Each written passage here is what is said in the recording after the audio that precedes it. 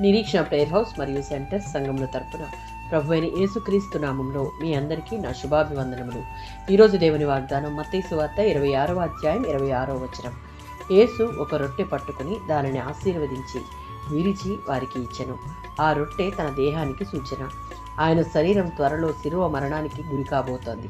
ఇలా జరగడం వల్ల కలిగే ఫలితం ఏమిటి అంటే, ఆయన్ను ప్రభువుగా రక్షకుడుగా అంగీకరించే వారందరికీ శాశ్వత జీవం, ఆధ్యాత్మిక ఆహారం.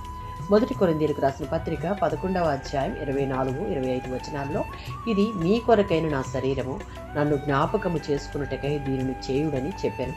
ఈ మాటలు మరణానికి అప్పగించబడిన క్రీస్తు దేహాన్ని, శిలువ పైన బలిగా చిందింపబడిన రక్తాన్ని తెలియజేస్తూ ఉన్నాయి. కొత్త నిబంధనను స్థిరపరచడానికి కల్వరిలో చిందించిన రక్తం సూచన.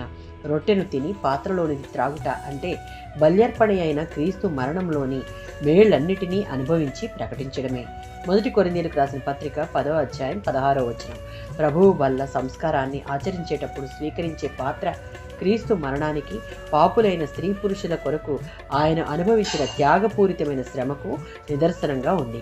క్రీస్తు రక్తంలో పాలు పుచ్చుకొనుట అనేది క్రీస్తు మరణం ద్వారా అనుగ్రహింపబడిన రక్షణలో విశ్వాసి భాగం పంచుకోవడాన్ని సూచిస్తుంది.